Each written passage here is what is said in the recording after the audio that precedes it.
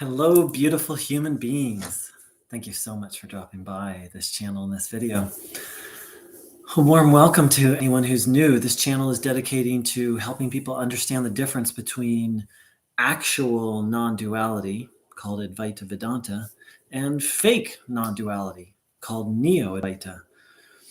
If you've been exposed to something that someone called non-duality, odds are you haven't been exposed to non-duality. You've been exposed to fake non-duality called Neo-Advaita, and it's very watered down, delusional, and harmful. And that's what this channel and the organization I've created, NARN, Neo-Advaita Recovery Network, is dedicated to helping people understand the difference and recover from the very harmful and delusional version of non-duality called Neo-Advaita. So I'm just going to do a quick, hey, Marion, I'm going to do a little quick prayer, and then, I don't know if prayer is the word, but I just pay my utmost respects to the source of all that is, called by many names. I offer my deepest respects to all the true teachers who have gone beyond attachment and beyond suffering, and who every moment of their existence is dedicated to helping others find freedom from suffering. I pay my deepest respects to my own personal teachers for all their help, and I ask for their guidance so that I can be of assistance to others. Thank you. Welcome. I don't like to be all formal and, thanks, Marion. You know, I'm always trying to find the balance between improvisation and structure. And I find that saying a little prayer here and there can really help things to flow. So I'm glad you liked it, Marion. I hope it serves others. So, when I started doing this work, it was the feeling like I need to help other people. And I need to expose these wrongs. And that still is part of, now it's less exposed and now it's more help other people. But the other thing is I do this work for my own sanity. What I've come to realize is that Neo-Advaita is insane. It will drive, it does drive people insane. And it's like an addiction. So I was someone who went very far down and deep into Neo-Advaita. And there's not always, but the temptation is to go back. And having gone very far down, the process of overcoming it, it's not a simple thing. It's taken quite a bit of time, and I'm still doing it. So these videos are part of my healing process, and I'm grateful to hear other people share that it's helpful for them. Hi to all my live viewers. Oh, that's beautiful. Marion wrote, whenever I sense faltering, I pray and go inwards. That's a beautiful mindfulness. I really appreciate that. My own words would be, when I start to feel off center, it's time to stop and tune in. Thank you, Marion. So I talked about how one of the most famous satsang Neo-Advaita teachers on the planet, there were accusations that he had 3 girlfriends at once, and they were all like in their 20s, and they all lived in a shack with him. And someone rightly asked, like, how do you know that's true? And I had to admit, I don't know it's true. I've seen pictures of this teacher with these women, and someone wrote to me who said that they had lived at his ashram and that they had witnessed it. That's all I know.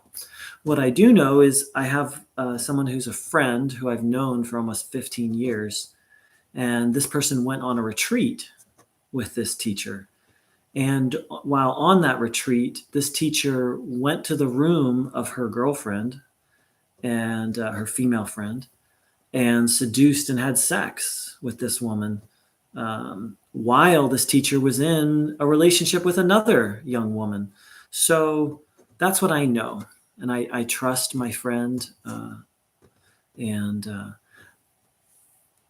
then someone wrote, why does it matter if someone had, if this teacher did have sex with someone, why does this matter? And then they wrote it again. Okay, so why does that matter? And that question really gets at the root of the insanity of Neo-Advaita. Neo-Advaita teachers won't say this, but their teaching, their fundamental teaching is nothing matters. Underneath all their word games and all their false teachings, their bottom line is that nothing matters. Doesn't matter what you do, doesn't matter what you don't do. Nothing in this world matters. You don't matter. Your feelings don't matter. Ethical behavior doesn't matter. Unethical behavior doesn't matter. Neo-Advaita truly is nihilism. And the funny thing is, the tragic thing is many Neo-Advaita teachers, I don't think they realize what they're teaching. Some of them have finally figured it out, and will not publicly, but privately, will teach pure nihilism. Publicly, they'll teach about peace and freedom. And then when they rope you in, then they'll be like nothing exists and nothing matters and everything is predetermined. A very, I won't say well-known, but someone with a lot of followers online, doesn't have YouTube. He does writing and has written a book.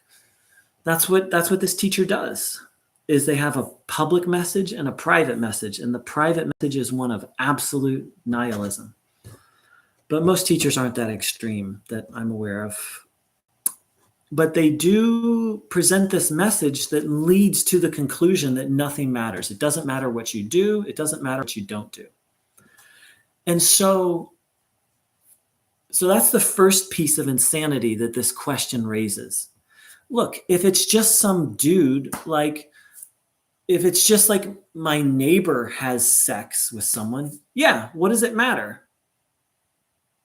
It doesn't. I mean, unless you're a voyeur, in which case, maybe you get excited over it. But we're not talking about my neighbor here.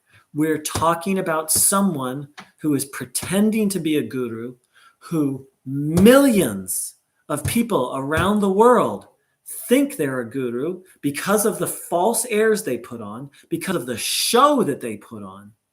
So why does it matter? It matters because this person's word and their action completely do not match up. And because they're not practicing what they preach.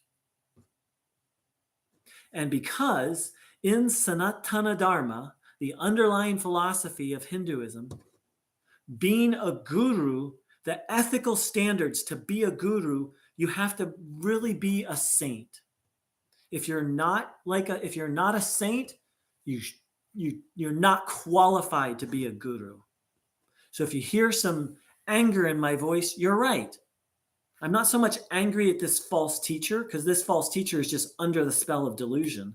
We all are, until you're liberated, until everyone's under the spell of delusion. Some more, some a little less.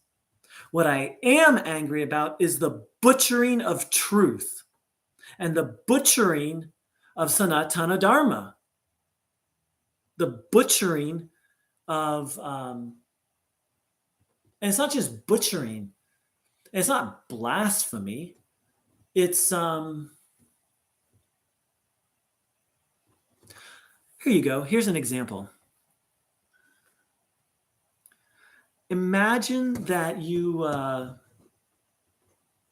move into a new neighborhood, and this neighbor is like really friendly and like, hey, can I help you out? And like, hey, if you ever need anything, call me, and you call them and they help you out. They're just such a good person. And then you trust them, and then they start stealing things from you. They you're hanging out and they slip something in your drink so that you pass out, and they rob you or have sex with you. And everything they did was just a show. It was all just a show to bring you in to get something from you. It's repugnant. It's one thing to steal from someone. That's bad. It's one thing to slip I don't want to call it a date drug, but they call them date drugs. To slip a date drug in someone's drink so that you can, take advantage of them, that's awful.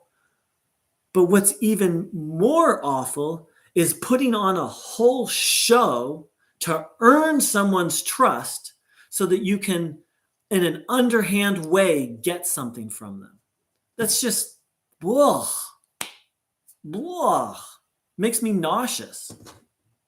And then this is 100 times more when it comes to being a guru.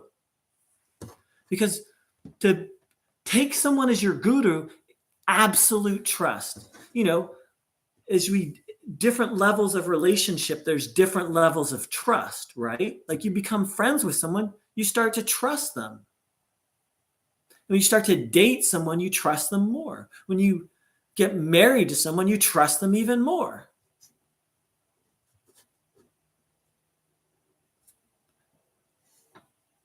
With a guru, what happens is that if you think someone's enlightened, it evokes absolute trust. That's why people surrender to gurus. That's why a true guru is worthy of surrender, because all they want is your freedom. A fake guru will offer you that freedom, which then invokes that surrender, and then they'll take your money, they'll have sex with you, or they'll have power over you, and you'll become their servant because they want admiration or respect. So why does it matter? That's why it matters. It doesn't matter if a spiritual teacher has sex with their partner or their husband or wife, but that's not what we're talking about here. And all of this is happening within a context of a fake spiritual teaching. And all of this is happening within a context of complete hypocrisy and complete falsehood. Non-duality is about a non-attachment. True non-duality. And if this fucking fake guru was actually detached, they wouldn't have 3 girlfriends in their 20s when this teacher's in his 50s. And he wouldn't be sleeping with someone else when he already has a girlfriend who is in her 20s. We can debate whether or not someone who's enlightened has no sex drive, has completely transcended sex. That's an interesting topic. But there's no debate. Someone who's free does not behave this way. They're not actually free. They haven't completed the path. They're not qualified to teach other people about enlightenment because they're not enlightened. So thank you to the person who asked. That's why. And Marian put it so well. It matters because of respecting the whole and its individual parts. Love brings integrity and utmost responsibility. What Marian has said is the exact opposite of Neo-Advaita, because what Marian said is twofold. It has a profound spiritual truth to it, and it has common sense. Common sense is love impels you to behave in loving manner. As she put it this way, with integrity and responsibility. Neo-Advaita is like, it doesn't matter what you do. Just say the right words and achieve a state of consciousness. But that state of consciousness, this is what Neo-Advaita teaches, not what's true, will not affect your behavior. That's because Neo-Advaita teachers are lazy. Well, first of all, they're not enlightened. Second of all, they're lazy. They don't want to do the work to change their behavior. Thank you, Marion. Marion wrote, Yeshua, which is the Aramaic or Hebrew name of Jesus, would use the same tone of voice to address this. Yeah. Part of why I let it fly in these videos for all the years, the decades, I didn't speak up. I just listened to the bullshit, and I knew it was bullshit, but I also wanted to get high off the teaching, and I also thought it was true. It was very confusing. Neo-Advaita is very confusing. Welcome to all my live viewers. Thank you so much for dropping by. As always, Marion, you just add so much to these. You add so much to these broadcasts. Thank you to the person who asked why it matters. I mean, I don't know. You know, I'm assuming the person was being like, it doesn't matter. But the question really gets, it matters because spirituality is about living. Neo-Advaita, living, embodying the teachings. Neo-Advaita is about having the right words and having a dissociative state.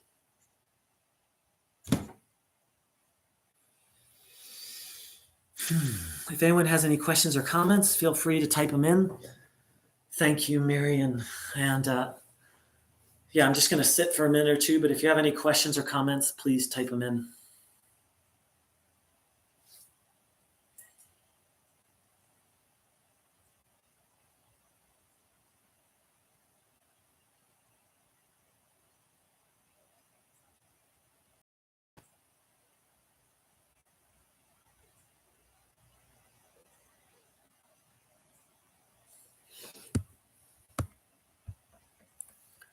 Jade Noon Flower, I'm really glad you speak up now. I wish I could speak up for myself earlier. Heard. You know, I wish I had spoken up earlier. And,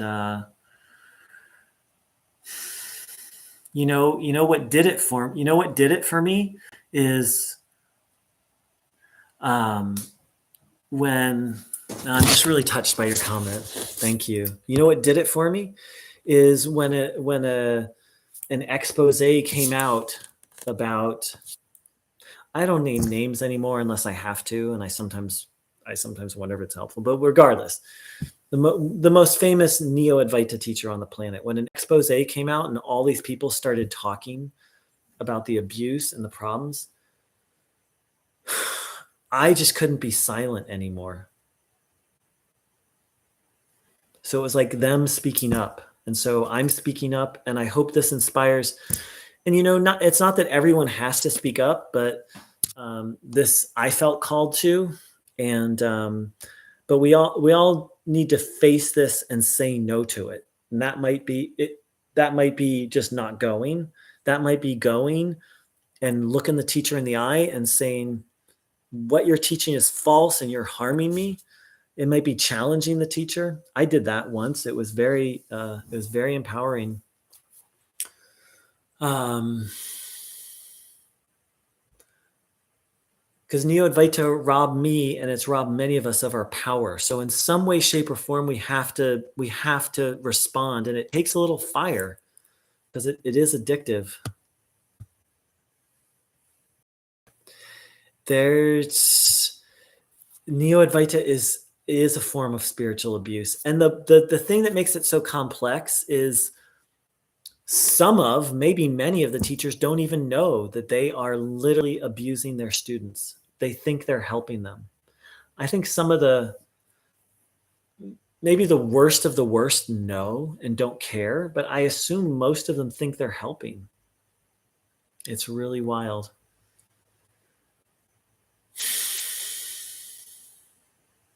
Yeah. Thanks for saying hi, Jade Noonflower.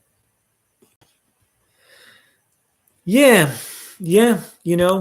That was, one thing that really lit my fire lately was I heard someone say, someone was like going crazy from Neo-Advaita, and then they started doing research. They thought they were studying non-duality, and ends up they were studying Neo-Advaita. So they did all this research, and they're like, they stepped away from it, but they just felt so alone because the way they said it is like, I didn't even know this was a thing. It's so it's like when you're swimming in it, it's hard to see that like, oh, this is an actual thing. And like Neo-Advaita is a phenomenon. It's a disease and it's a form of abuse. And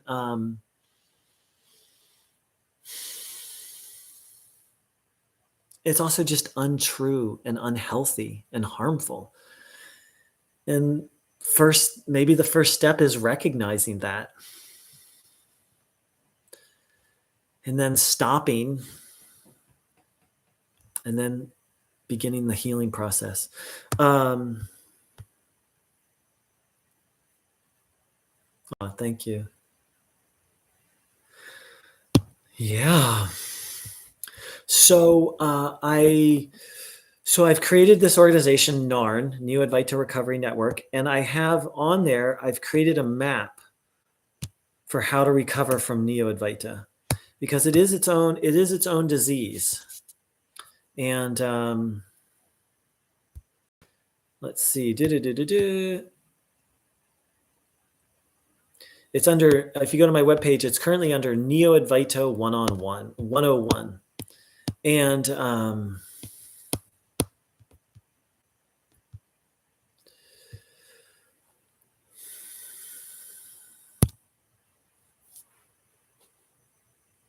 so I'm discovering this map. I'm finding what works for me. I'm finding what works for other people. I'm getting feedback. So if you take a look at that map and there's something, if you have a suggestion or something I haven't, for example, Jade Noonflower, acknowledgement is something I haven't emphasized in my map. And so I'm actually going to work that in there. Of course, it's wonderful if the teacher can acknowledge it, but that's very rare, but it does happen. But what I need to, and if you've been really harmed by it, you need to acknowledge the harm and acknowledge the severity of it. Neo-Advaita completely disconnects people from themselves. And it is a form of brainwashing. And so I'm going to add that in there. Thank you, Jade Noonflower. Yeah.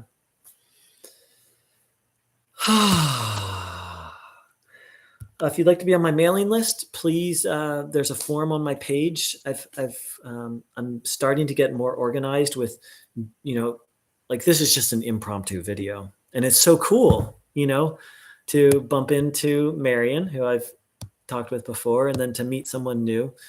And I'm starting to do things where I plan it out a little bit and there's a little more structure and a little more participation, right? Because this is just me talking a lot. So, yeah, because I'm becoming convinced that community is part of the solution, because Neo-Advaita is very isolating. Even if you hang out in Neo-Advaita community, you're still like wrapped up in yourself in this, you're in an unhealthy way. So, all right, beautiful beings. Thank you so much for dropping by. Marion, always appreciate your input. Jade Noonflower, really appreciate what you shared. And Jade Noon wrote hypocritical. It's you. That's the thing is here, that's so beautiful. You can't teach Neo-Advaita and not be hypocritical because it's impossible to live. It's impossible to live Neo-Advaita. I'm convinced it's possible to live actual non-duality and embody it and live it. Neo-Advaita, it's literally impossible. That's a great that's a great way to say it. Is Neo-Advaita is a mission impossible. Thank you, beautiful souls. We can do this together. Oh, I've also created a forum on Reddit to have so people can discuss this, and that's under on my webpage. That's under projects. Let's see. Oh yeah. Neo-Advaita discussion group on Reddit. And I'm going to create a forum soon. Jay, if nothing that we say or do does not matter, why even speak up? I don't know what you're saying. So just to clarify, Jay, Neo-Advaita says that nothing we say or do matters. I don't believe that. And actual non-duality does not teach that. Neo-Advaita teaches that nothing we say or do matters. So I'm not sure that I'm understanding your question, but I'm going to read it again. But if you want to clarify, if nothing that we say or do. So it's hard to understand your question because it has a double negative in it. So if you want to, I just want to be so clear. I'm not familiar with that author.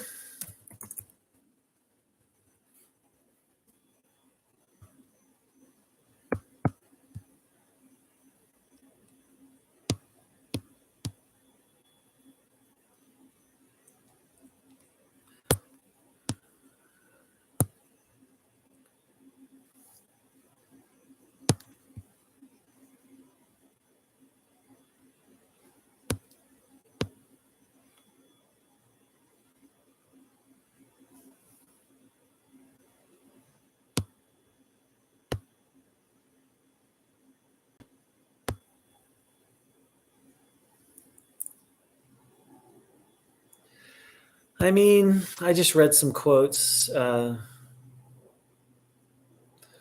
mean, I don't like to talk about specific teachers. So if someone talks about enlightenment, I have no interest in them unless they have a tradition behind them. Because otherwise, it's just someone making shit up. So my question. So you asked me about this specific author. My question is, do they have a tradition behind them, and who's their teacher? And if they don't, then maybe it's not like every teacher who doesn't have a tradition is making crap up and not qualified to teach, but 99 out of 100.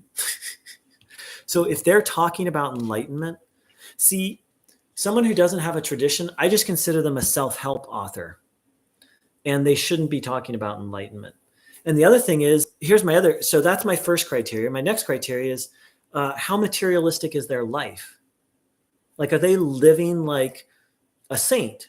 Is every moment of their life dedicated to helping other people? If not, I'm not interested. They're not done, in my view. And lastly, does what they're teaching contradict the great wisdom traditions? I focus on Hinduism, the Bhagavad Gita, and the other thing is, why are they teaching? And like, how much do they charge? If they charge money, if their book isn't available for free, I'm basically like, fuck you. You're in this for a business. I have pretty high standards when it comes to a teacher.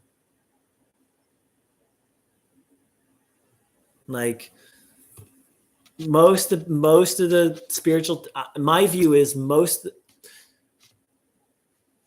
maybe 95 out of 100 of this, if that low, of spiritual teachers who don't have a tradition behind them and don't live like saints, they're after money, fame, sex, or power. In my view, I'm just done wasting my time.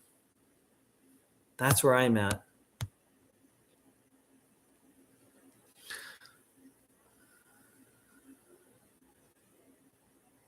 Yeah, good. So, Jay, thanks. That clarifies. So, to reread your question, if nothing that we say or do matters, why even speak up? And so, just to be crystal clear, Neo-Advaita, fake non-duality, teaches that what we say or do teaches it nothing that we say or do matters. That's fake non-duality, and to it, I also give a very loving read between the lines. Hope that's clear what I mean by that. Well said, Marion. You can't set, that's it. See, here's the thing. Enlightenment is freedom from suffering. The traditional understanding is that we're all caught in a vicious ocean of suffering. So someone who makes it out of that ocean, if they don't spend all of their time doing everything they can to help the other drowning people out, they haven't actually made it out, or they're sociopaths and I don't want anything to do with them.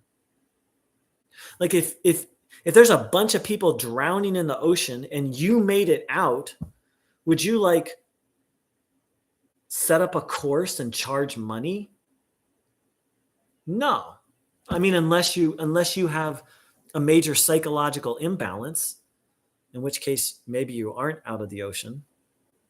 No, you're going to do everything you can to save other drowning people.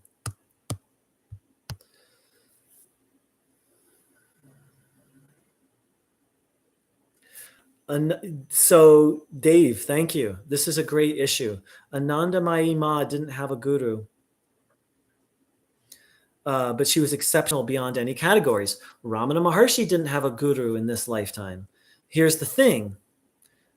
The tradition recognized them and backed them.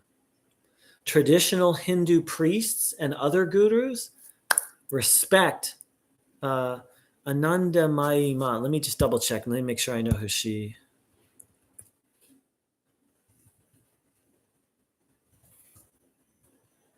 Yes.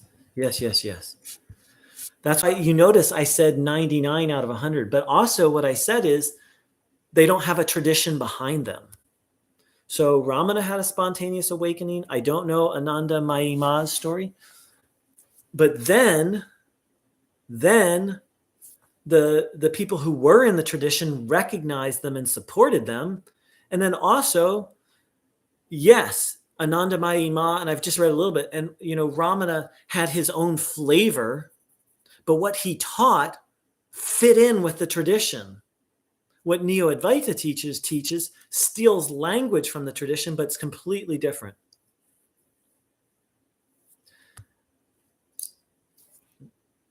So thank you for raising that example. I've seen her picture and I just feel something so good from her. I don't know her story. I do know Ramana's story. And yes, he didn't have a guru in this lifetime. And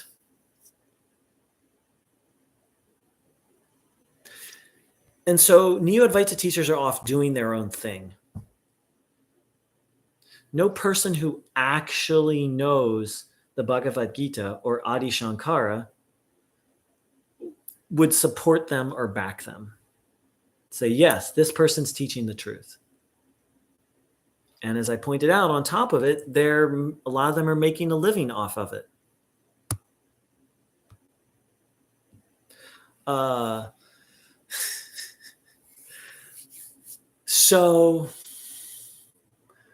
No, Muji does not have a tradition behind him. In fact, Muji has the opposite of a tradition.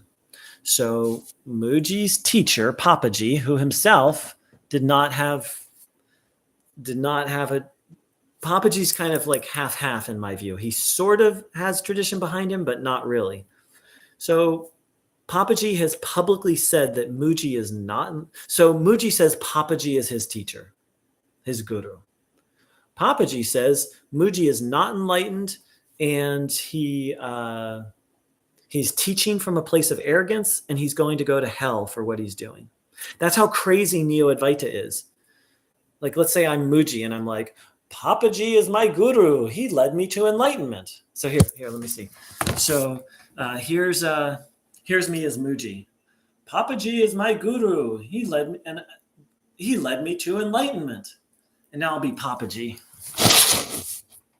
Mooji is not enlightened. In fact, he's deluded. He's teaching from a place of arrogance, and he's actually going to go to hell for what he's doing. He doesn't have my blessing to teach. Back to Mooji. Papaji led me to enlightenment and gave me a blessing to teach. It's insane. I don't like talking about specific teachers and names, but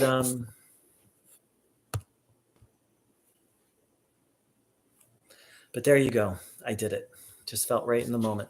But that's how insane Neo-Advaita is. Like, the reason why I share that, I don't like to talk about specific teachers or names, but that's just a prime example of the insanity that Neo-Advaita is. So Jade Moonflower said, Neo-Advaita is hypocritical. It's hypocritical in its good moments. Neo-Advaita is plain and simple insanity. All right, beautiful souls. I want to keep going, and I have something I need to go tend to. This has been really rich. Dave, thanks for your input. Ajay, thank you for your question. I hope I addressed it. I hope it clarified that the difference between what I'm saying and traditional Advaita says, and healthy spirituality in general says, and then what Neo-Advaita, fake non-duality, they're the ones that say nothing matters. Jade Moonflower, nice to meet you. Thanks for saying hello. Oh my gosh, 10 people. It's hard to stop with so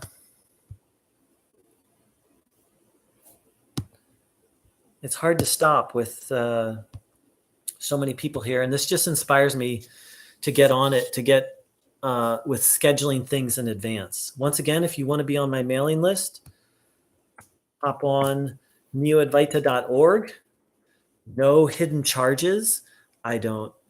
Anyone who I consider a student, or I'm not a teacher. I'm not a guru, but anyone who comes to me for help, I don't hop into romantic or sexual relationships with.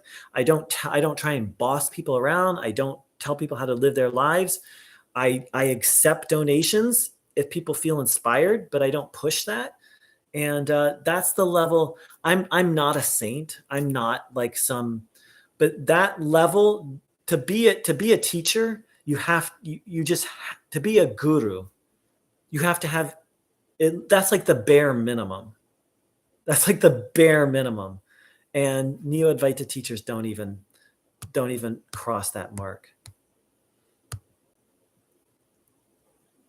Satya, oh, such a good question. God,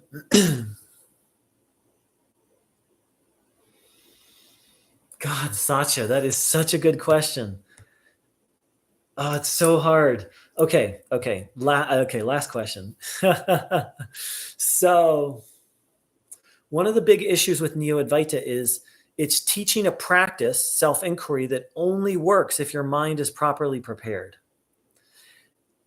So my opinion, and I believe this is consistent with Ramana's opinion and with non-duality as a whole, is a very rare soul who has a purified mind, could listen to some Neo-Advaita teachings, and that could be sufficient for them.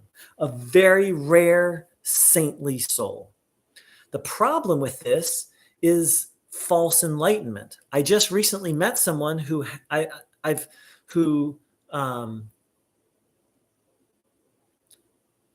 believes they're enlightened, and I think they're close. They're not done. Like there's still some personality and behavioral issues, but they're kind of trapped in this loop of like, I'm done, there's nothing to do. But actually there is something to do. And so that's the danger of trying to do it on your own. So someone with a high level of integrity and detachment, I mean, if someone who is practically a saint found Neo-Advaita, it could work. But Ramana himself said a guru is absolutely necessary except for just the rarest soul. So it's not so much the problem. Like my view is if you're highly pure, if your mind is highly purified, Neo-Advaita teachings might help you. Some of them, but some of them are delusional. Like nothing exists. You don't exist. So some of them are wrong and are going to mess you up. But some of them, like the quote direct pointings to consciousness, that could be helpful to someone. But the thing is, then there's the danger of the false enlightenment loop.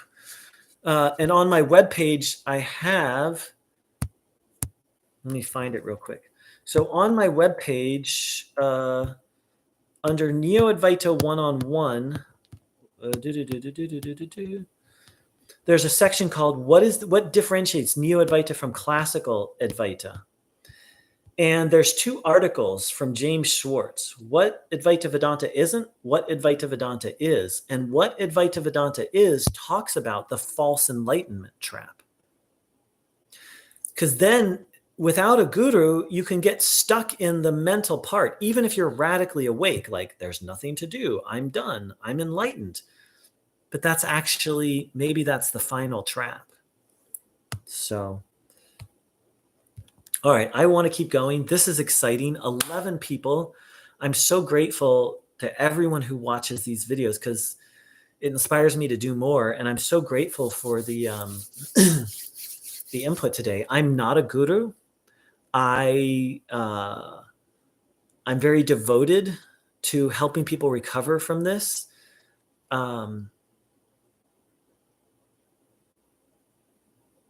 Please, if you're really interested in non-duality, don't follow me. Like read the Bhagavad Gita, read Adi Shankara, and find a real guru. Hey, Anton, thank you.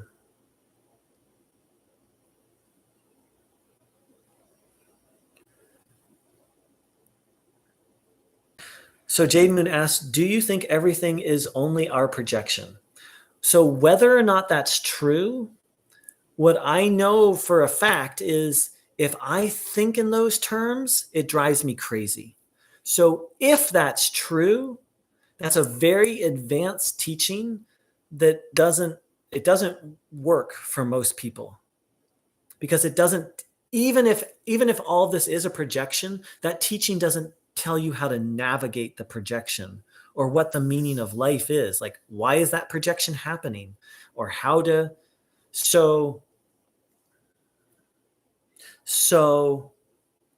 is it true? So here's the thing, and here's part of the problem. I keep saying I'm done, and then, okay.